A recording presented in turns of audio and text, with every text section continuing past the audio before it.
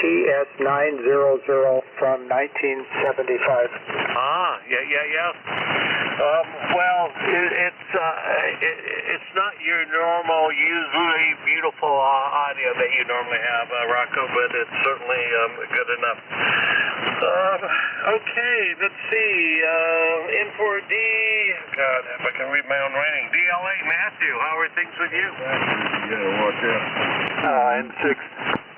NU6X from N4DLA. Newsflash. Nice sunny blue day, blue skies. Apricots trees are blossoming, so all's right in the backyard at least. NU6X, N4DLA. Yeah, very good, Matthew. You're right at my noise level, but at least I know that you're there. Okay, any other early check-ins for the Vinny Sideband Roundtable? This is NU6X. Okay, I'll try again. WA9JIB. The problem is you're off frequency. America 9, Japan, Italy, Bravo. I repeat, WA9JIB. WA9JIB. Do you copy, Mark? I'd copy you better if you came on frequency. Well, I'm zero-baited, so I don't know who to follow because the gang is on different frequencies, so I don't know who to follow.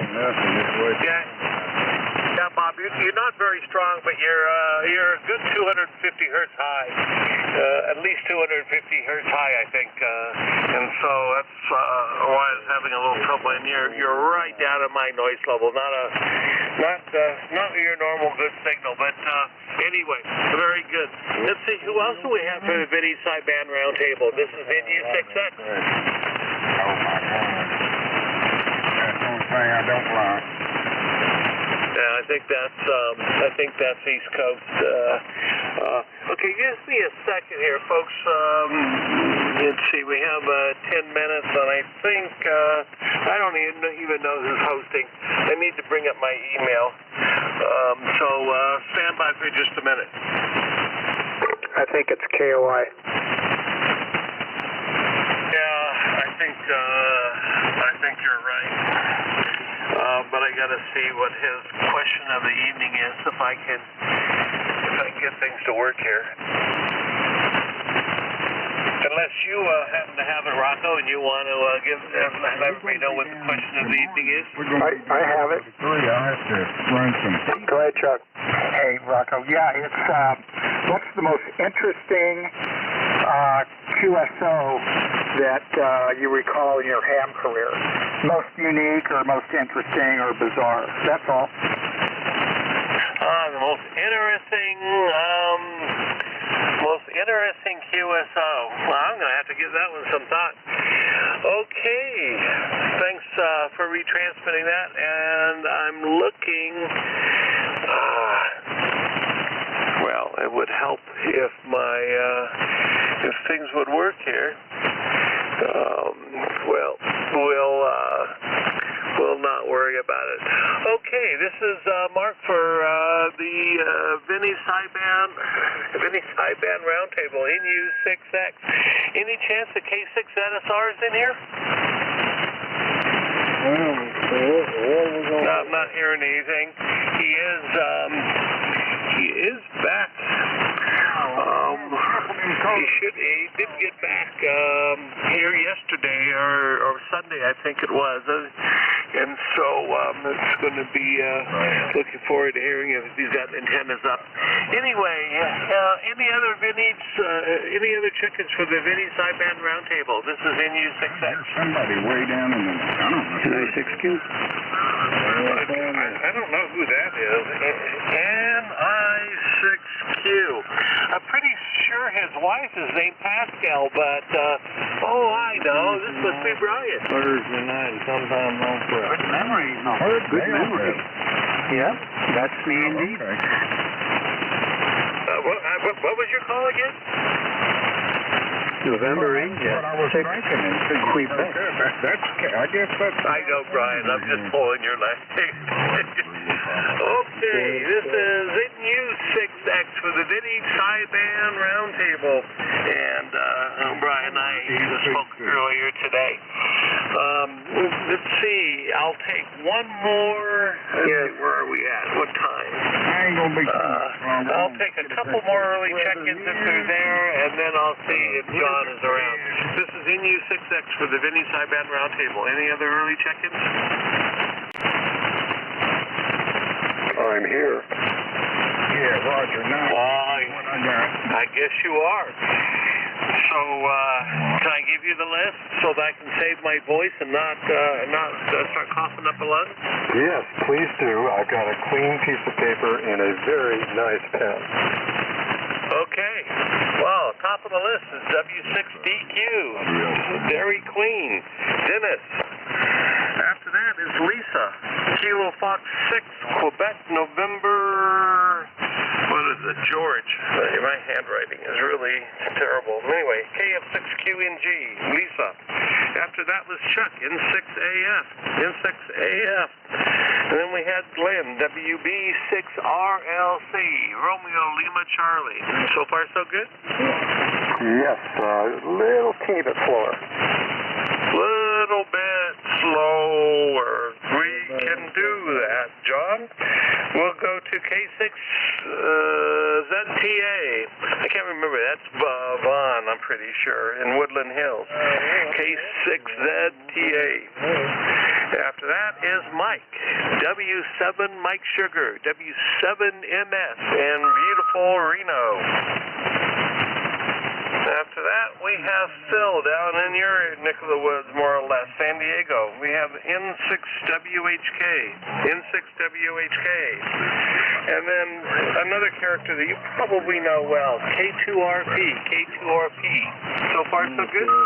So far, so good. Okay, then we have Andy, KD6TKX. I'm not sure exactly where Andy's QTH is, but I'm guessing it's somewhere where all those cows are, up Highway 5 or somewhere in that general vicinity, I think. But you'll have to double check that. After that is Larry, W6WUH. Followed by Rocco, K6KF. So far, so good? Yes, but it is M6. Yeah, I know. I was just testing you, John. it wasn't so bad earlier, but it's gotten worse, I think. I got it. Okay. Then we have Matthew, November 4 Delta Lima Alpha. November 4 Delta Lima Alpha, Matthew. And followed by Bob, WA9JIB, Whiskey Alpha 9 Juliet India Bravo. California. And then last on the list is Brian, near Flagstaff, NI6Q, November Italy 6 Quebec. And then don't put me on the list because I got to go find some dinner and my throat and my voice is about ready to leave me again. Well, got them all, and I thank you, and I can tell your voice is giving up, so a little bit of chamomile tea and honey, and you'll be just fine. Thank you very much, Mark. You don't think a gin and tonic will help it? That might even be better. Okay, or maybe just maybe a Manhattan or something like that. But actually, I haven't had any alcohol in a week. Okay, that's all yours, John. Thanks. And this is NU6X from beautiful Sedona, Arizona. I'm going to turn things off and return to my packing for Japan. 73. I'm sure we'll talk before you leave. So welcome everybody to the Vintage Single Sideband Roundtable. This is K6KOI John in Del Mar near San Diego. I'm the host this evening. And the station I'm using tonight is a Collins S-Line, a 32S3, a 75S3C, and a Hunter Bandit 2000 Baker running about 1 kW, 900 watts. 900 watts PEP. And the antenna is a full-wave loop. Hoping the pine tree doesn't catch on fire because it's going through the pine tree right now. It got relocated. We meet each Tuesday evening at or near 3895 kilohertz, and we should all be using equipment that was manufactured before 1981 or home-built equipment with equivalent technology. First-timers may, however, use modern equipment. We have a question of the evening, and it's already been read, but I'm going to reread it, and that is, what was your most interesting QSO on ham radio? And that question came courtesy of Tommy, W7PD. And so before we start, let me ask if there are any announcements pertaining to vintage SSB stuff. Come now. I guess not. So let's go through the list, and we will take 4 at a time or thereabouts, starting with W6DQ, Dennis. Before I get back to that, Chuck, when it comes to you, you may or may not want to answer the question of the evening, but I really would appreciate it if you would repeat what you said about your wife's situation and what was done and how it was done, because it's very important information. Anyway, W6DQ followed by KF6QNG and then N6AF Chuck, and then over to Glenn. I can't remember Ryan, but I know it's RLC. So over to Dennis, K6KY. Okay, John, very good. Good evening to you. And Johnson. K6KOI and Vintage Sideband Roundtable, W6DQ, Dennis here in Indian Curry. Nice day today, beautiful weather. Got some work done on the ham shack. We're still doing construction, but half of the new side got painted over the last week, so that's kind of cool. We started working on putting up the cable trays and getting all that in line. Started running new cables. Oh boy, it's going to be a big job. But anyway, we are running the KWM 380 tonight because it's the only one I can get to right now, and the Alpha 87A.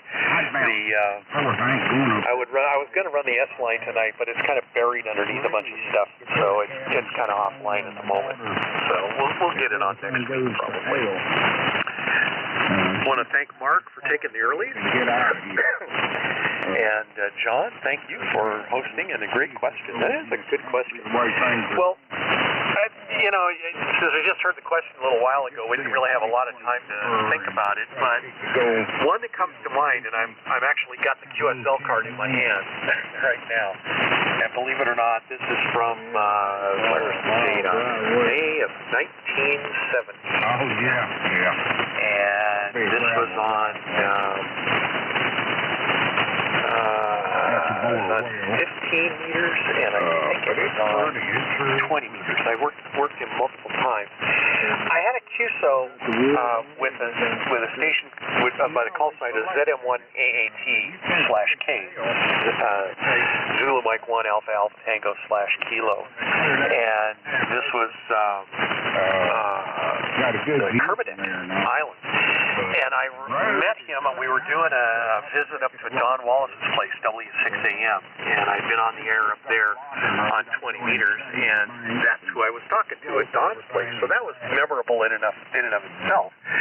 But we made a couple of schedules, and over the course of the next couple of weeks, I spoke with him regularly, and we talked about propagation and things like that.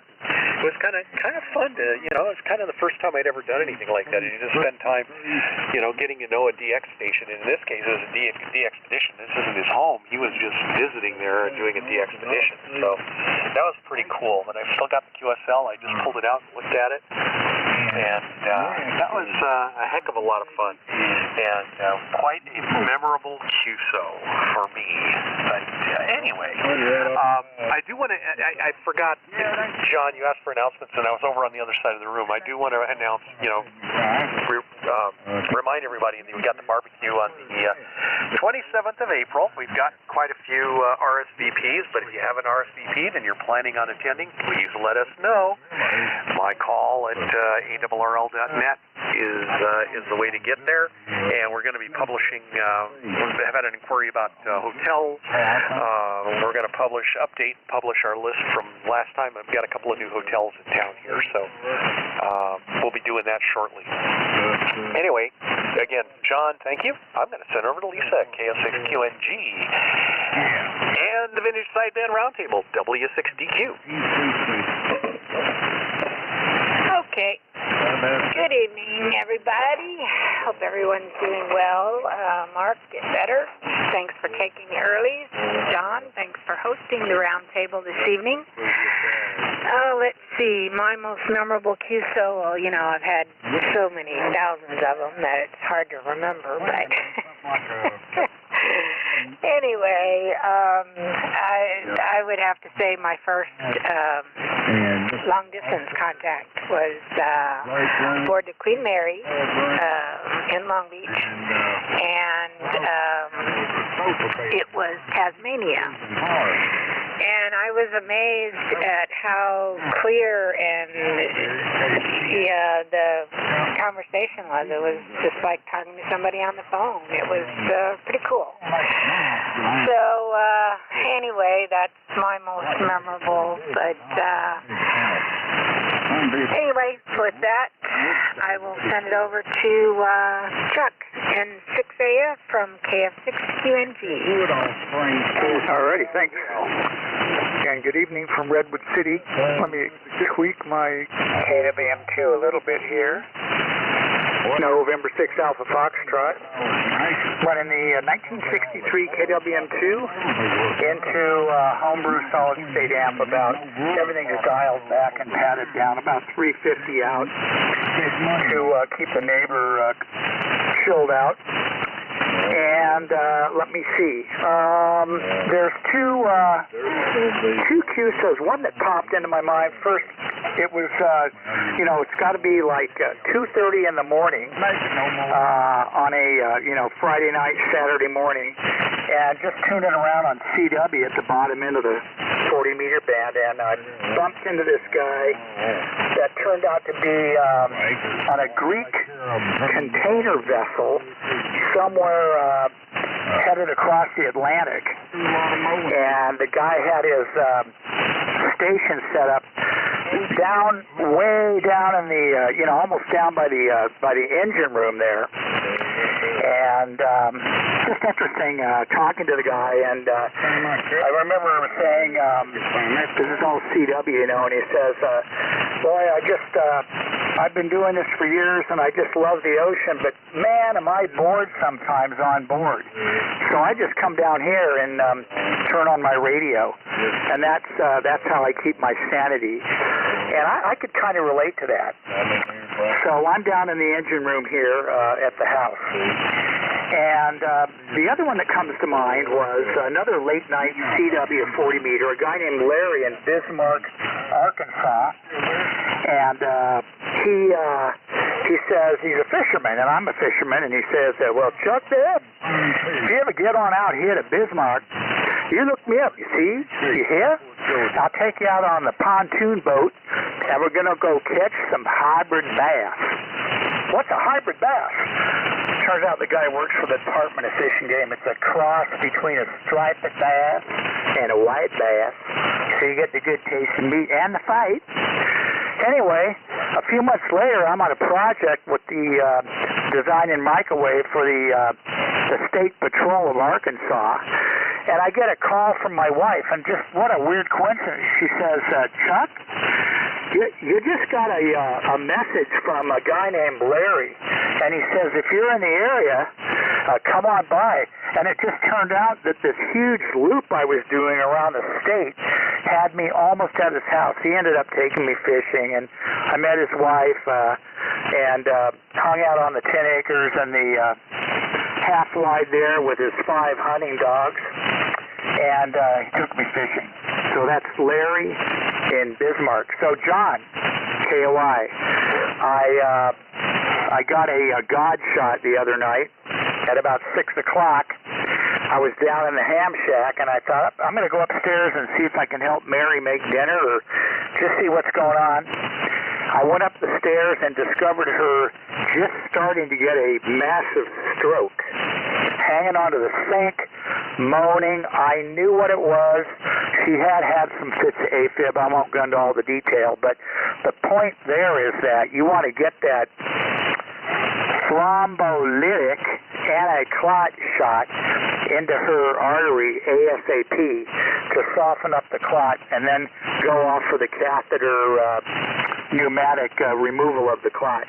That all happened in a matter of minutes, getting the shot, and a matter of maybe 90 minutes to be in neurosurgery, and they pulled that sucker out, and she walked out of the hospital less than 48 hours later, 98%.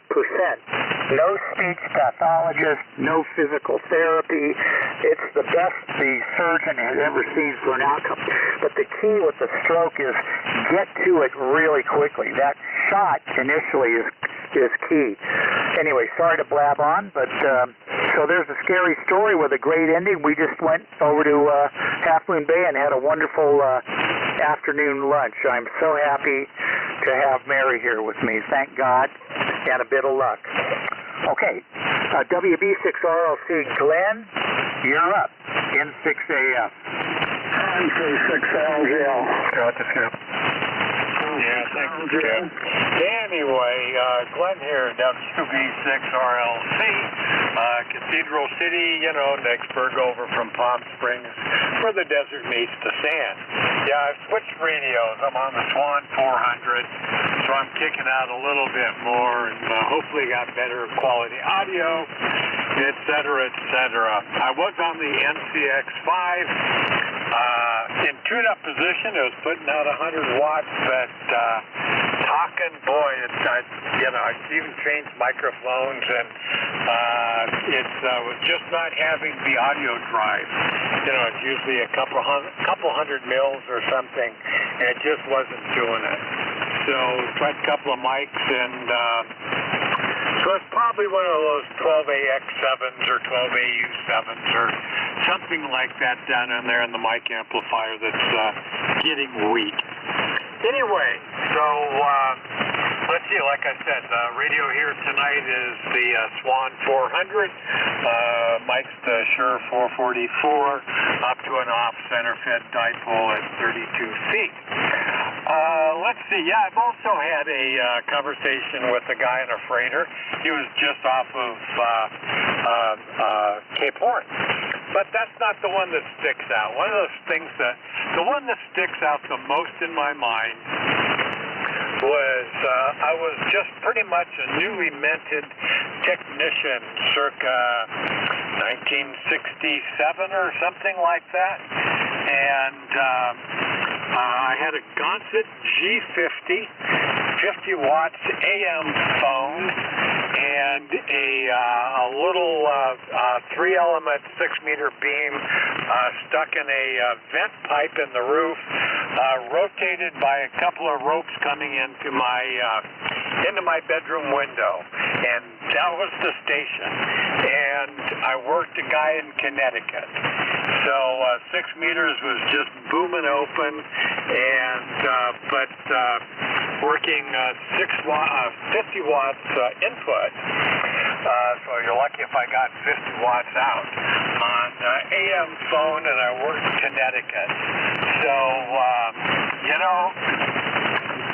So that's the one that just sticks in my mind. In fact, I went running into out of my bedroom and into the main part of the house, yelling and screaming and telling my parents I just worked a guy in Connecticut, just jumping up and down and just really excited. So I was probably 18 or 19 years old.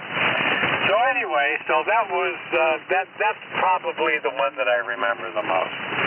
Anyway, back to you, John. K6KOI, WB6RLC, and the illustrious crew. Okie doke. I'll ask for more check-in for just a moment, but let me comment on a few of your comments. First of all, thank you, Chuck, for repeating that story. I thought it was important for all of us to hear. And we are so darn fortunate in California to have the medical resources that we have. But you saved the day there with your prompt diagnosis. and action. Glenn, bigger signal, much bigger signal, very intelligible, very hard to hear you on the NTX5. And I'm just wondering if perhaps, just perhaps, maybe it's the potentiometer for the mic gain control, and spraying it with old deoxit may prove the point one way or the other. Real quickly, I'm going to tell my story before I comment on other people. My story, the most interesting, whatever, QSO was on 10 meters, and it was not this cycle, but the prior cycle when we were at the peak. And I was on a Viking Ranger, and I talked to a guy in England on a Viking Ranger, and we had a half-hour conversation on AM phone, 50 watts each on 10 meters. And that says something about 10 meters, which, by the way, is wide open during this part of the sunspot cycle. Europe, Asia, all over the place. So let's see. Lisa and Dennis, interesting stories. Congratulations on the remodeling. If I were to remodel this ham shack, I'd find all sorts of stuff that I lost that is behind the big desk and the shelves. But I ain't gonna do it.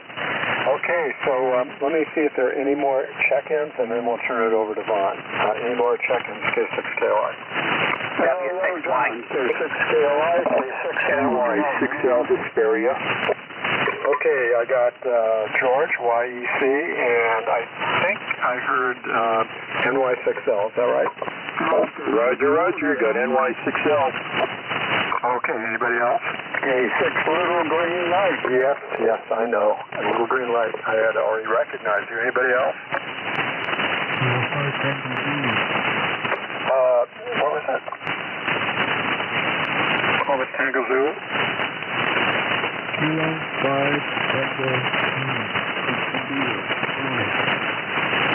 K5TZ. God, that sounds... And your name is Tommy? Tommy. You sound very familiar, like I know you. But it must be from a while ago, and I don't recall the details. But perhaps you can fill me in. Meanwhile, over to K6ZTA Vaughn, and then from there to Reno, Nevada, W7MS, and over to San Diego, N6WHK, and then to Encinitas, K2RP. Take it away, Vaughn. AK6R. Gotcha. Okay. All right. Thank you very much, John. Yeah, K6KOI, K6ZTA. Well, the handle here is Vaughn, Victor, Oscar, November, located in Woodland Hills, and the rig tonight is the usual 100V driving an SB220. The microphone is a 10D, and the antenna is an inverted V hanging off my 55-foot tower. So, anyway, I'm looking at a QSO card that takes me back to the QSO that I had with Tom Christian. And the date was the 18th of December, 1957. And Tom was using a DX35 and 50 watts on 20-meter phone. And the rig I had at the time was a Viking Valiant. And that was like the most thrilling QSO. I still have get goosebumps thinking about it when it happened. Because I had not too long before that read Beauty on the Bounty. So that was the whole shebang there to work Tom Christian, which of course that's not the original Tom Christian, but a descendant. So anyway, with that, we'll turn it over to let's see, I'm going to turn it over to Mike, W7MS. Mike, take her away. Well, thank you, Vaughn. K6ZTA, W7MS, Mike and Reno. Good evening to all the participants on the Vintage Sideband Roundtable this evening. Good conditions, and hopefully all can be heard. I know John has difficulties at time because of his neighbor's lighting, so hopefully tonight's the night to be able to pull us all through from John's location. But this evening running the Goldberg twins, that's the KWS-1, about 700 watts to a coax fed dipole cut for 75, and of course listening on the 75A4 receiver microphones, the Buchanan Hammer, the Electro Voice 664.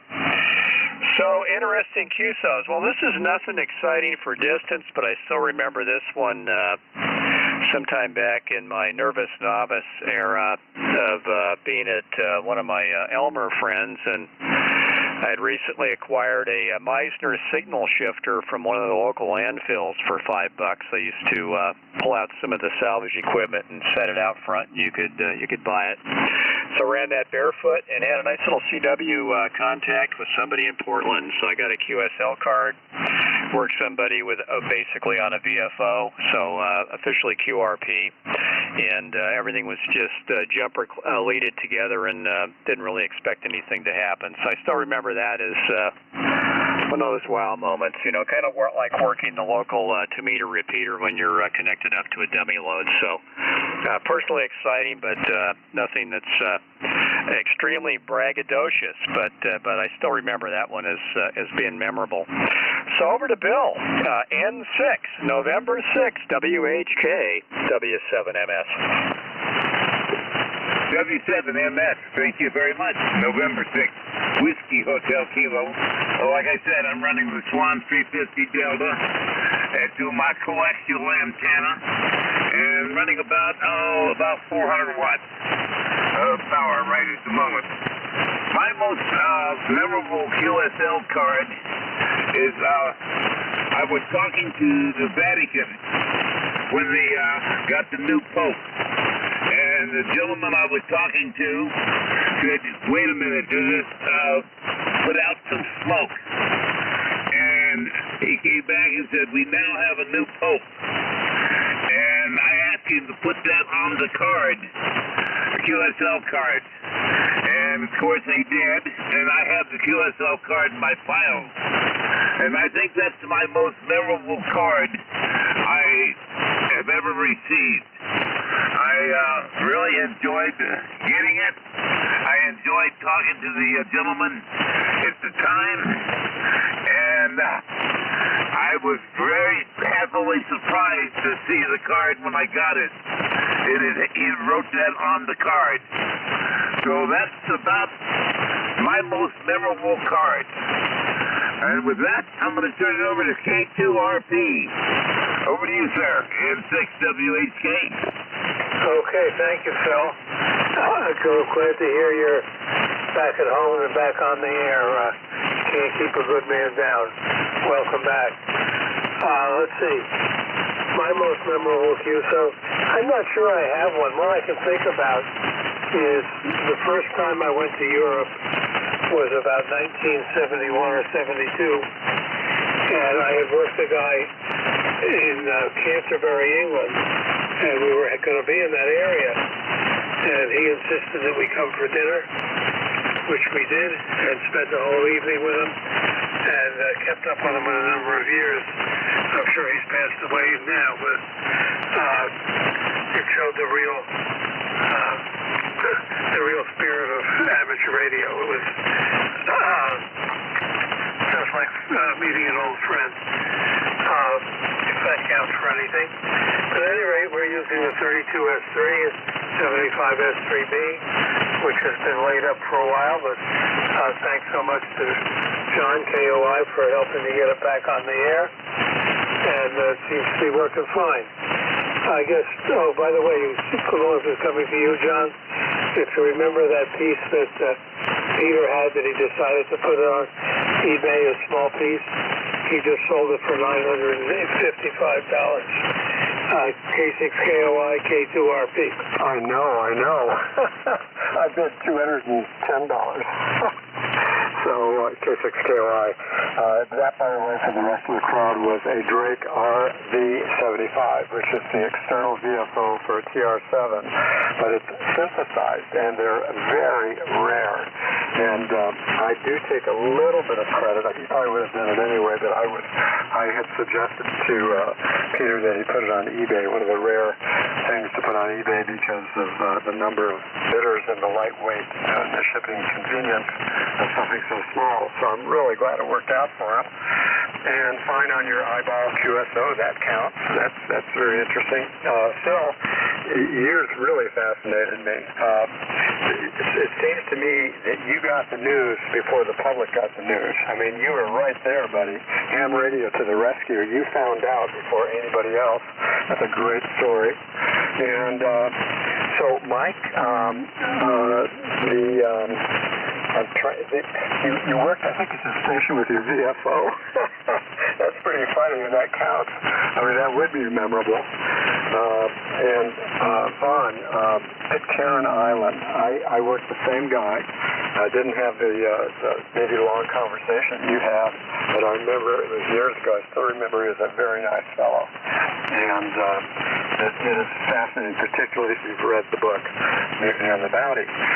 So, onward to Andy, KD6TKX, who will turn it over to Larry, W6WUH, who will turn it over to my friend Rocco, N6RN, and, excuse me, KN. Can't read my writing shows an R, and it should be a K, of course. And then you'll turn it over to Matthew, K4DLA. So, Andy, to you, K6KOI. K6KOI and the Vintage Sideband Roundtable. Here is Kilowatt Delta 6, Tango Kilo X-Ray, located at Curry Mountain, California, which is in the middle of nowhere, about 80 miles southwest of Fresno. And let's see, running tonight the Eldeco twins, the S119 Sideband Communication System, as they called it, sometimes referred to as the S-Line clone, but I don't know if the cloning technology was up to that challenge back then. Great stories, and nice to hear everybody on the air tonight. I guess I would have to pick for my favorite QSO. It was in late 1990s. I don't remember exactly when. I do have a QSO card, but not sure where it is at the moment. The QSO was with a friend of mine, and actually one of my ham mentors, Tom, WA6OPE, Tom Horsfall, up in Richmond. But at the time, he was on board the submarine, USS Pampanito, up in San Francisco Harbor. And he was a volunteer on the boat and had restored the original transmitter and the receiver sets and some other electronic equipment. So he was utilizing a Westinghouse TBL transmitter and the original RAL receiver. And I was, at that time, living in Salinas, and I was talking to him from my garage, but I was also using a TBL Westinghouse transmitter along with the RAL receiver. We did CW initially, but then we also continued on in voice. And the best part of all of it, in my mind anyways, was that, well, first of all, the equipment that Tom was running was original to the boat, had been on the boat during the war, and had never left it, so it was kind of, historically intact. But also at the night of the QSO, there was a reunion on board, and there was many of the original crew were there for that, including one guy that had been served as one of the radio operators at the time. So they all got to kind of crowd into the radio room and kind of sit by and see it happen. So it was really cool. So if you're a dork like me and into military radios, it was a big deal. So that was my favorite. Well, probably I guess I would say my most memorable QSO, and really enjoyed that. Let's see, that's about all I got, and I'm interested in hearing what Larry's story is. It's going to be something interesting. So over to you, Larry. W6WUH and the Vintage Sideband Roundtable. 86TKX. 86TKX at W6WUH. That is a great story, Andy. What are the odds? Very, very slim. but great, and lots of witnesses that made them happy too. I have to confess that I simply just don't have a story. I think I got up too early and I'm just too tired, but I just really can't think of anything. So I'm just going to pass it on over to Rocco, K6KN, W6WUH. Okay. This is N6KN. See what you started, Mark?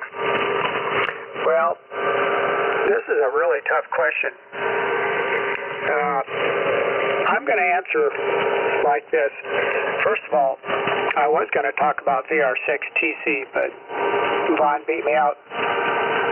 When I worked Tom Christian, and there were other Pitcairn stations operators that I worked over the years, but I did work Tom Christian, and this would have been in the early to mid 70s when I was operating W6YRA from UCLA.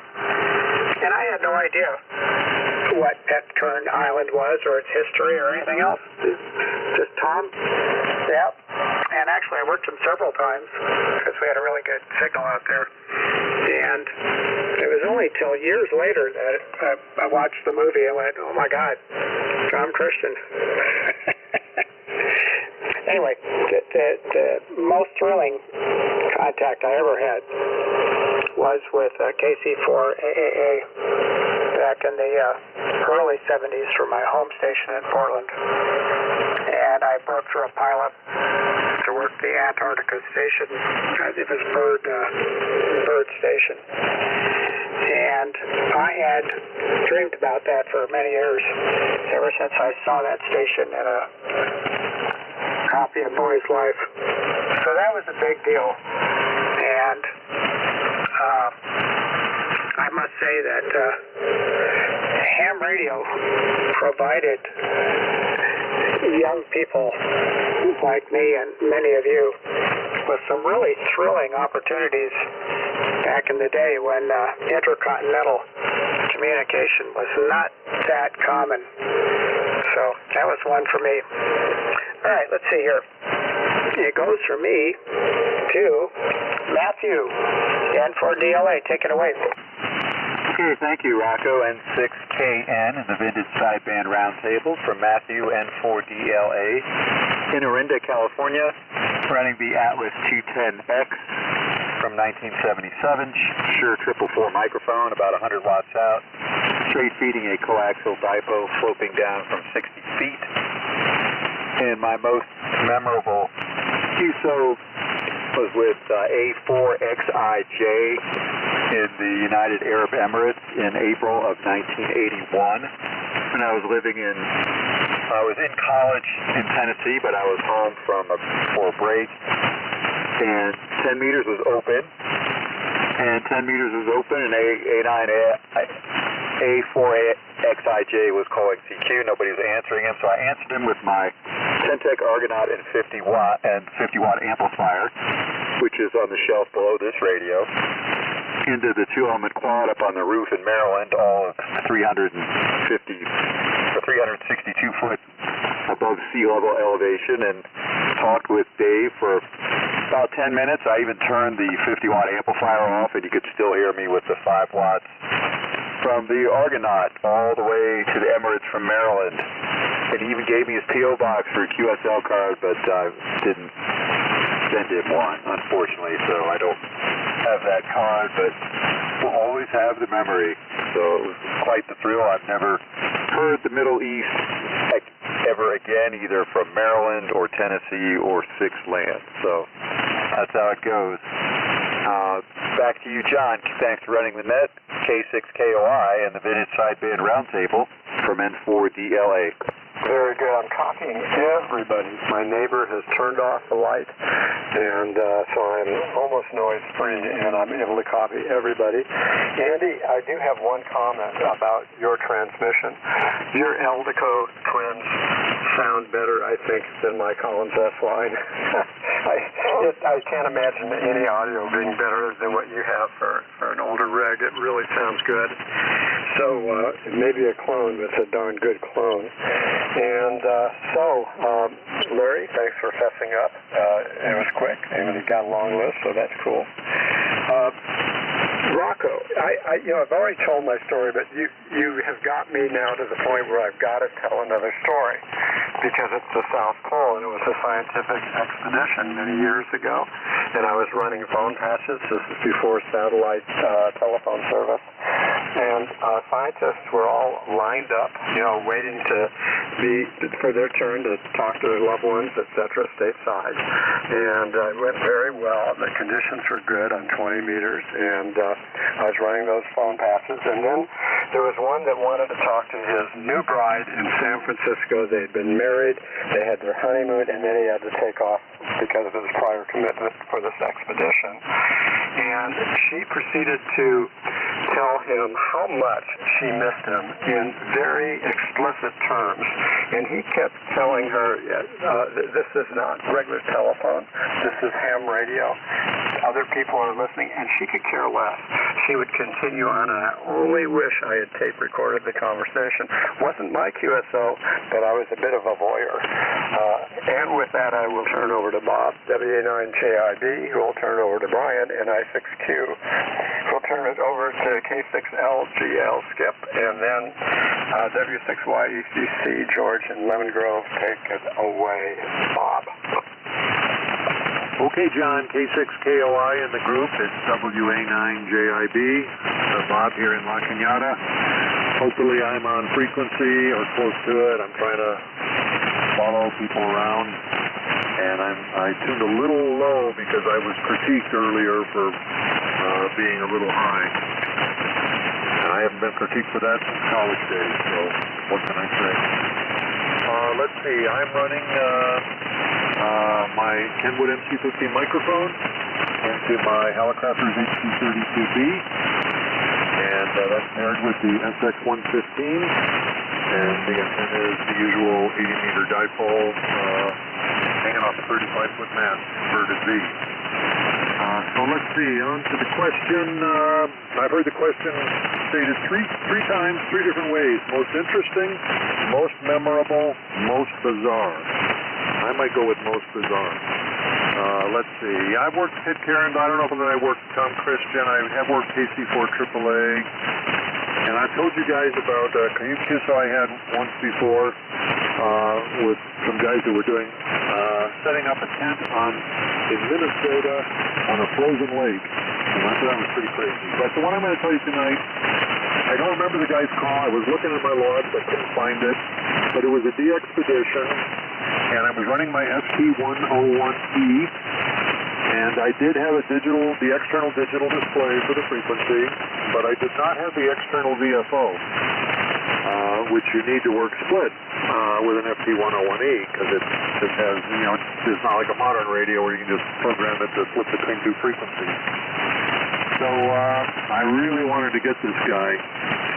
So I got him, and the way I did it is I just, I found out what frequency he's on. I turned the one VFO I had to that, listened.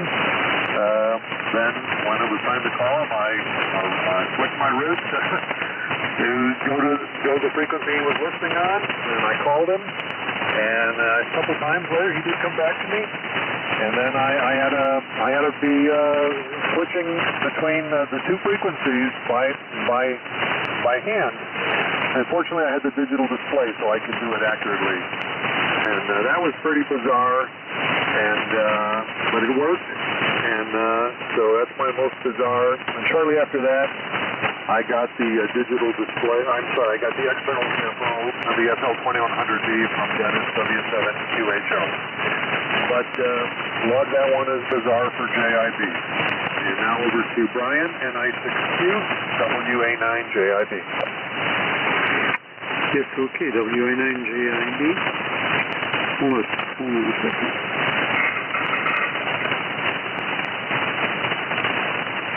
This is an I6Q. You hear me?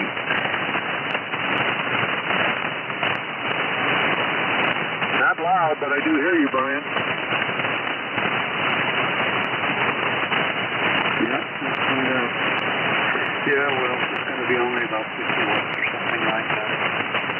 But anyway, yeah, NI62 here, Flagstaff, Arizona. And great copy on everyone. I hope it's the same. Using the JRP station tonight that I haven't used in a little bit of time, so this is why the linear doesn't want to go on, but what the heck. So anyway, let me see. Most normal QSO has to be, I think, the first one I made because I waited for my license for months in France at the time, and when I finally received it, I rushed on the air, of course, CW only at the time, with my vintage TCS 12 phone.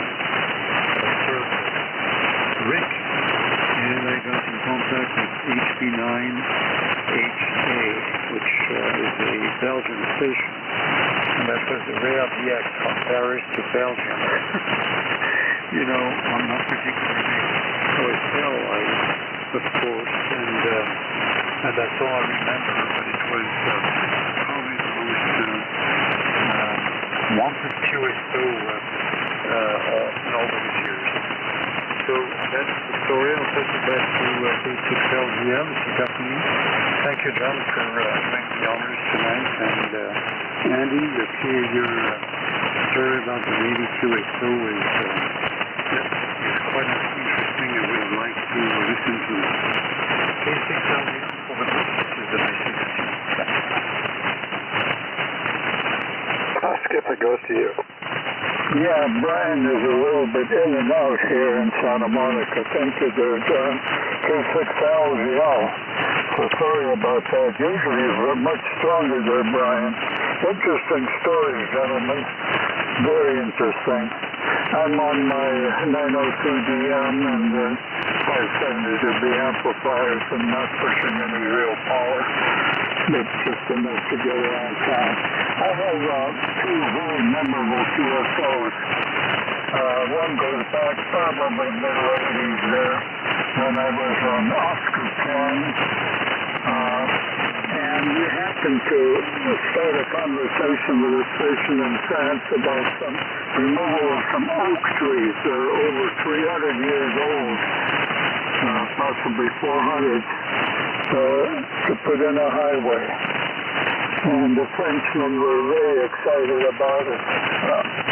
So we were joined by a station in Brazil and South America. His comments, he was in the Amazon somewhere, a missionary, I believe.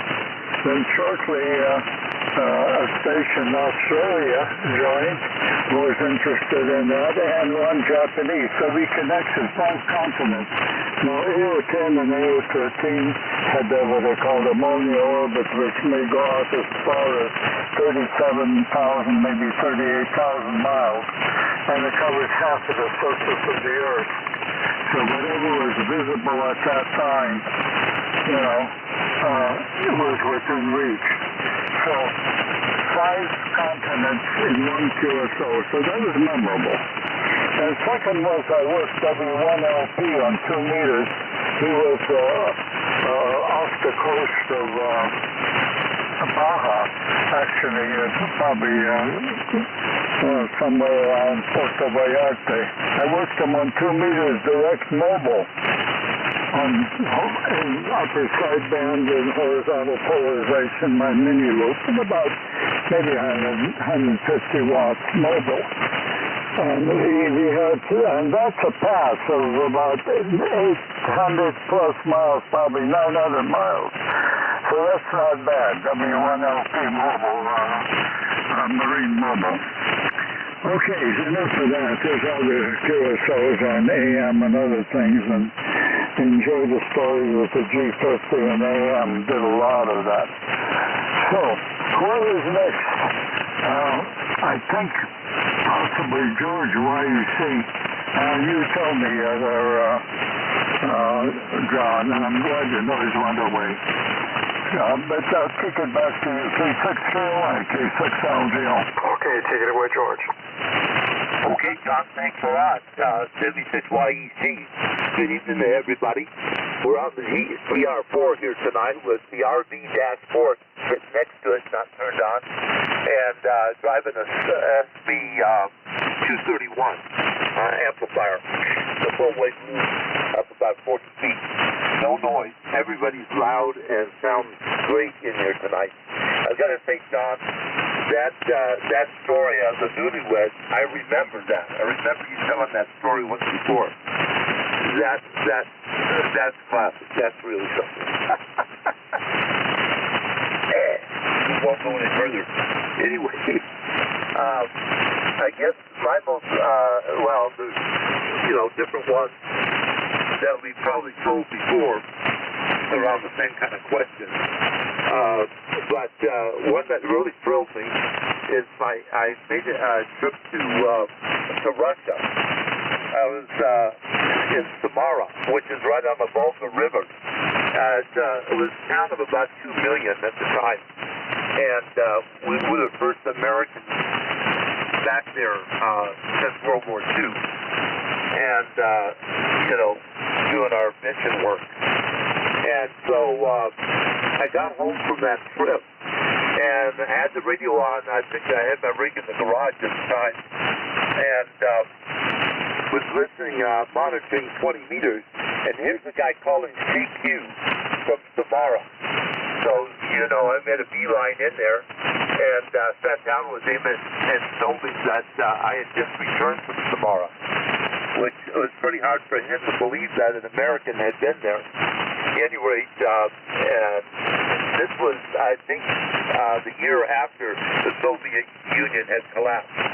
So I'd make 3 trips altogether to Samara. And another name, they called it Kubchev. And the name got changed after the war. Anyhow, that I thought was amazing that I'd be sitting on that frequency. Here's this guy calling CQ on 20 meters, and he picked me up right away, had a good signal into Russia. So that is very memorable. All right, John, back to you. K6KOI, nice to have you back. I knew you were gone for a while. W6YEC. Oh, thank you, George. K6KOI. Very nice story, and you added another category. There's interesting, there's memorable, and something else, and then there's your story, which I guess would be amazing. The coincidence, that's quite amazing. And let's see, Brian, I wasn't able to copy you too well. Interesting, though, I couldn't copy you at all until I put a noise processor on the receive on the S line here. For this evening, I put a little clear speech audio DSP unit in line, and I actually turned it on you, and I was able to get about half of what you said from that point, but really not enough to comment because I didn't quite get the gist of it. And Skip, that's fascinating. 5 continents, 1 QSO. That is also very interesting. And let's see. Last comment was I wanted to make was Bob and his mechanical split VFO routine. You have to be very careful in tuning, Bob, to pull that one off. Okay, let's turn it over to Jay, NY6L. We'll turn it over to Tony, K5TZ. God, that call is awfully familiar. And then over to Bob, AK6R. This is K6KOI. Okay, let me see if I have it. NY6L. You do. Okie doke. All right, well, good evening, everyone. NY6LJ here in the high desert of Hesperia here. Tonight we're running the TS830S barefoot, about 120 or so watts there, about approximately. Oh boy, a very interesting question, so I had to pull out my logbook again. Most memorable and interesting was on 6 meters, 3 watts QRP. I worked my first station that was memorable was Alpha Delta 4 Foxtrot over there in Chattanooga, Tennessee. Gentleman's name was Charlie. And this is at 50.1 megahertz with my ICOM IC502 barefoot with quarter wave pull-up antenna.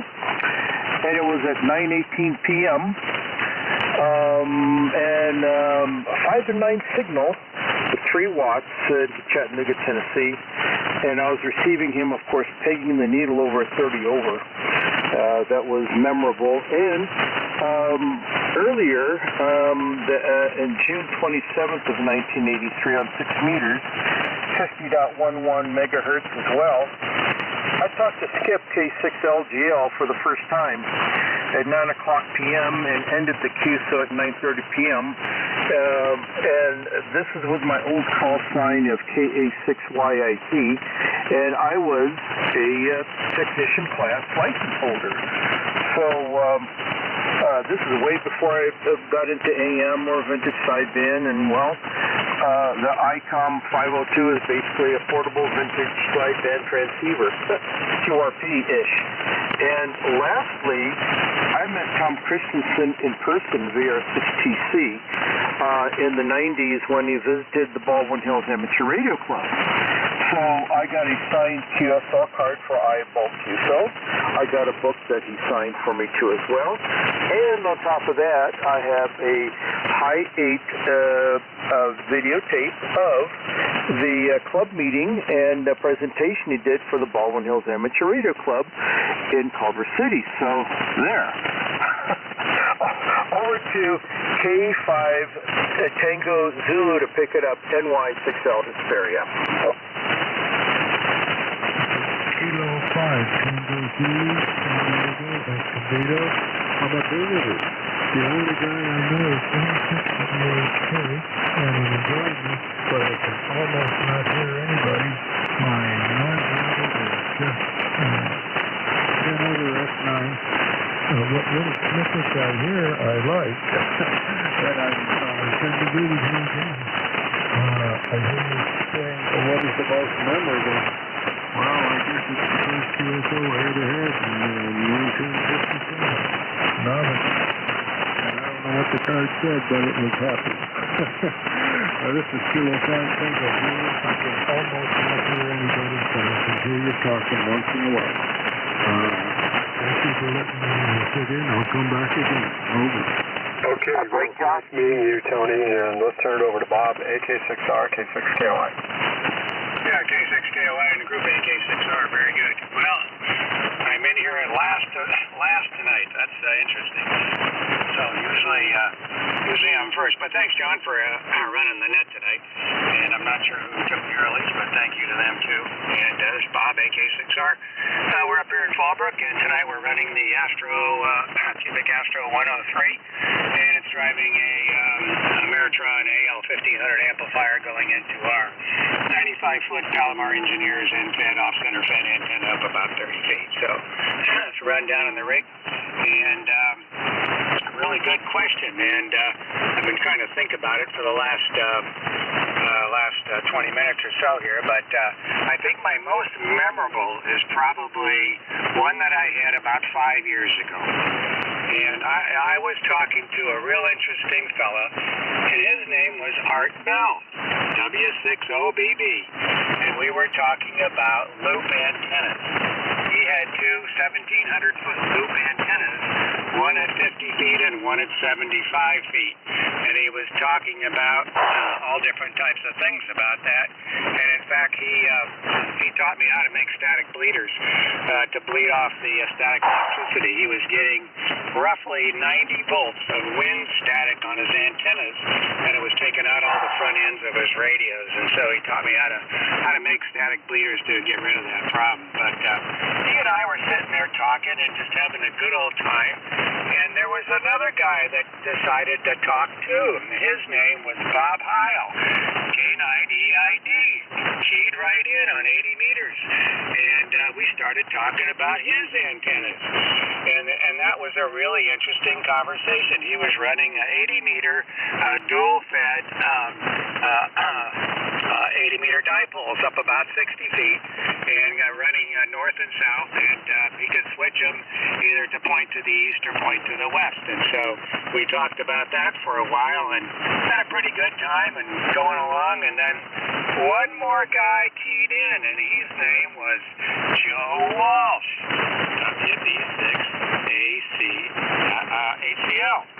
And so he started. He's Joe Walsh from the Eagles, of course, and he started talking about his antennas and stuff, and we decided that for about the next week we would all QSO together at 80 meters at roughly 8 o'clock, and we did that for about the next 2 weeks. And that was the last I'd heard of any of those folks, and I've talked to Bob Heil since then, but not Joe or of course, Art Bell's passed away, but we had a very interesting QSO, and I will never forget all those guys just kind of coming in out of the blue from our conversation with Art. And he was quite active on 80 meters and had a really nice station. Anyway, that was my most memorable, and I can remember almost the word by word of what we talked about. But the QSO went on for about an hour, hour and a half, and there were so many people that wanted to break in. It was incredible. And we continued that QSO conversation for about the next 2 weeks, and every night on 80 meters. So that's my most memorable and probably one of my favorite QSOs I've ever had. Anyway, thanks for taking the net tonight, John. You got a great signal as usual, and I've copied everybody so far. So back to you, K6KOI, to take it from AK6R. Oh, great story. In fact, it's interesting, Bob, while you were telling that story, I wrote down the 3 names that you mentioned, Art Bell, let's see, Bob Heil, and I think there was another one in there as well, and then I thought, yeah, but he probably didn't talk to Joe Welsh, and then you said Joe Welsh. So, it was pretty funny. I was gonna say, but you didn't talk to Joe Welsh, but you did. That's great. It's a great story. And so Jay, flying on 6 meters, it's always a lot of fun. Low power, distant contact. It's a kick. Well, listen, I've got to go, so I'm not going to answer any more check-ins, but somebody else might. And I've got to leave the air here. Before I do, I wanted to award both a Gold Cup Award and a Silver Cup Award.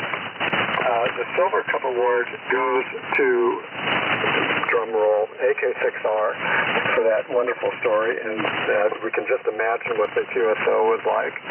And the Gold Cup goes to the guy that got the news before anybody else got the news about the new Pope at the time, N6WHK Phil. Phil, would you like to make a comment or 2 or 3? Well, thank you very much. I do very much appreciate it. And it really surprised me when I got him on 20 meters. And we were talking, and he came up told me to hold loose for a minute.